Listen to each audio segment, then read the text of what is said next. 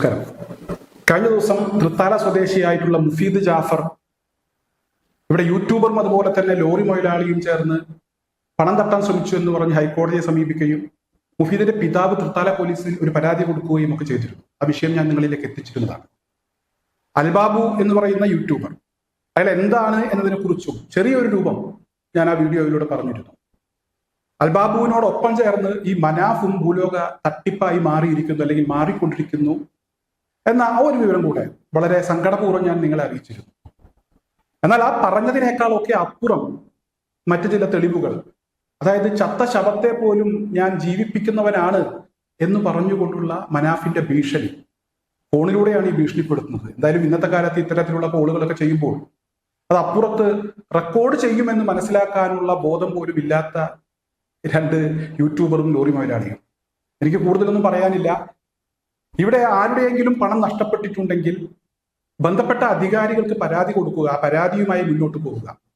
അല്ലാതെ ആരുടെയെങ്കിലും പണം നഷ്ടപ്പെട്ടാൽ അത് വാങ്ങിക്കൊടുക്കാൻ ഗുണ്ടാപ്പണിയുമായി ഇറങ്ങി പുറപ്പെട്ടത് ശരിയല്ല എന്ന് മാത്രമാണ് ഞാൻ ആ വീഡിയോയിൽ പറഞ്ഞത്. അങ്ങനെ ഇറങ്ങി തിരിച്ചവർ അനുഭവിക്കട്ടെ എന്നാണ് എനിക്ക് പറയാനുള്ളത്.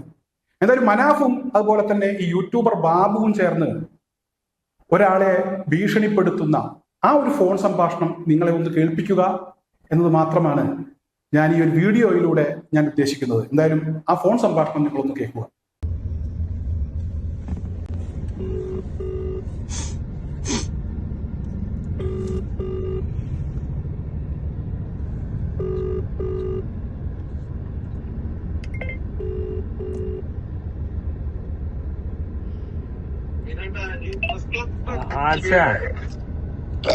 ഓലിപ്പെന്ന് പറഞ്ഞാൽ ഓല് അങ്ങോട്ട് വരികയെന്ന് തന്നെ പറഞ്ഞത്. എന്തായാലും ബാബു പറഞ്ഞടാ. അപ്പൊ ഓല് പറഞ്ഞതേ പിന്നെ അങ്ങോട്ട് വരൂല, ഇങ്ങോട്ട് വരാൻ അവര് പറയണത്. അപ്പൊ എന്താ നമ്മള് ചെയ്യുന്നത്? മീഡിയേറ്റർമാര് വിളിച്ച സ്ഥലത്ത് കാണോ പോക്ക്? അല്ലാതെ ഞങ്ങള് മീഡിയേഷൻ വന്നിട്ട് ഓലൊരു റൂം ബുക്ക് ചെയ്തിട്ട് പോവാണോ ചെയ്യാ?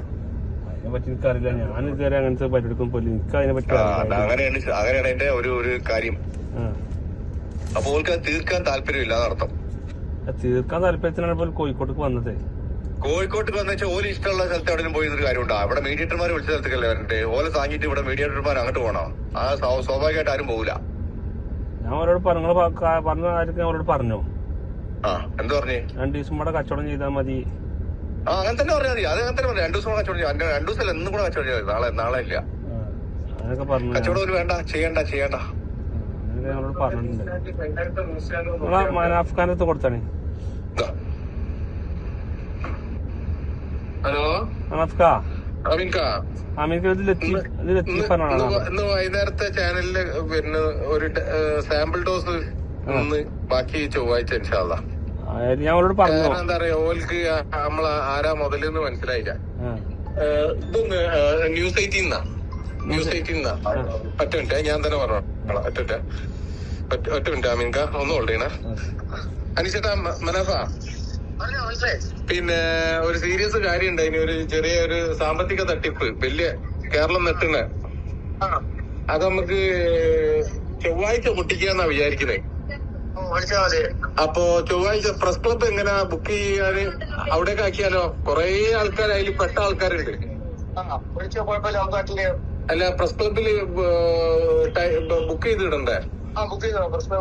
അത് എങ്ങനെ അനീഷേട്ടാ? പ്രസ് ക്ലബിൽ ഉണ്ടോ? ഒന്ന് നമ്പർ അയച്ചു തരുമോ അനീഷേട്ടാ?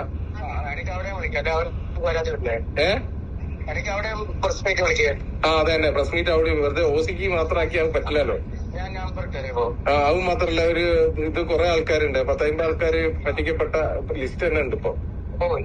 നമ്പർ അയച്ചു. ഓക്കെ.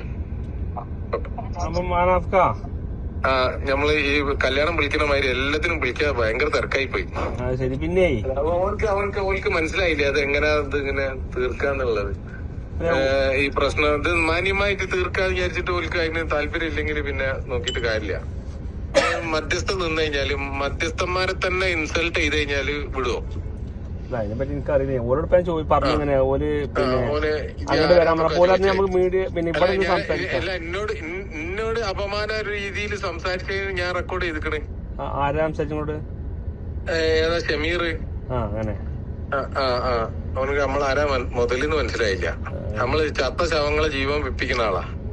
പിന്നാണ് പിന്നെ അപ്പൊ ഇതിപ്പോ എങ്ങനെ തീർക്കാൻ പറ്റിയത്? എങ്ങനെയൊക്കെ ഇതെങ്ങനെ തീർക്കാൻ പറ്റും മനസ്സിലായില്ല. ഇതിപ്പോ നിങ്ങളെ പൈസ എല്ലാരും പൈസയും കിട്ടിയാൽ അത് തീർന്ന് വേറെ പ്രശ്നമൊന്നുമില്ല. നമുക്ക് നിങ്ങളെ പൈസ വാങ്ങി തരാന്നുള്ളതാണ് ഉദ്ദേശം.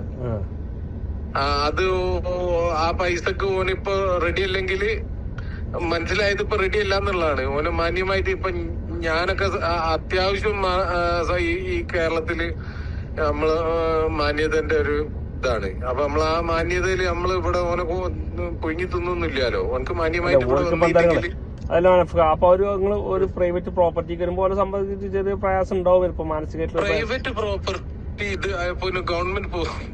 അതല്ല അങ്ങനല്ലോ. നിങ്ങൾ ആരും ഇതിന് മുമ്പ് ആരും പഞ്ചായത്തിന് പോയില്ല. ഈ സ്ഥാപനത്തില് എന്റെ സ്ഥാപനത്തില് ഇത് ആദ്യത്തെ പഞ്ചായത്തല്ല. ഇവിടെ എത്ര പഞ്ചായത്ത് നടത്തി? എന്റെ വാപ്പന്റെ കാലം മുതൽക്ക് ഇവിടെ പഞ്ചായത്ത് നടത്തുന്ന. ഇവിടുത്തെ സൗകര്യം എങ്ങനെയാണ് അല്ലെ? എങ്ങനെയുണ്ട് ഈ സ്ഥലം? എന്താ വീട്ടിലാണ് പറയുന്നത്. എന്താ ടൈം ഉണ്ട്. അത് കഴിഞ്ഞപ്പോ നിങ്ങൾക്ക് പൈസ കിട്ടണോ? നമുക്ക് കിട്ടണമെന്നുണ്ടെങ്കിൽ നിങ്ങൾ വന്നോളൂ, സംസാരിക്കാം. നമുക്ക് ഇത് പ്രശ്നമായി കഴിഞ്ഞാൽ ഞങ്ങളതും കിട്ടില്ല, എന്റെ കൂട്ടിൽ ആകെ പ്രശ്നമായി മാറും. ഇവിടെ വന്നിട്ട് നേരിട്ട് നിങ്ങൾ കാര്യം പറയും. ഞങ്ങൾ അടുത്താണ് പറയണത്. വേറെ ഒരാൾ ഇതിലെ ഉൾപ്പെടുത്തണില്ല. നമ്മള് രണ്ടാളാണ് ഇതിനുള്ള പൈസ വാങ്ങേണ്ട ആൾക്കാര്. അങ്ങനെയാണെന്നുണ്ടെങ്കിൽ നമ്മളെ പൈസ നമുക്ക് കിട്ടും. അല്ലാന്നുണ്ടെങ്കിൽ ഇത് പ്രശ്നമായി കഴിഞ്ഞാൽ ആകെ പ്രശ്നമായി മാറും. അപ്പൊ നിങ്ങൾക്ക് ചിന്തിച്ചിട്ട് വരാൻ പറ്റുമെന്നുണ്ടെങ്കിൽ അരമണിക്കൂർ കൊണ്ട് നിങ്ങൾ എന്നെ വിളിക്കുക. ഞാൻ ഇവിടെ വെയിറ്റ് ചെയ്യാം.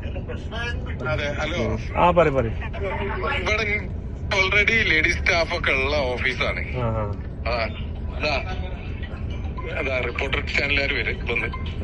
ഹലോ ഹലോ, ഞാനിവിടെ ഉണ്ടല്ലോ. നിങ്ങളെ ഓഫീസിന്റെ ലൊക്കേഷൻ അവസാനിച്ചു.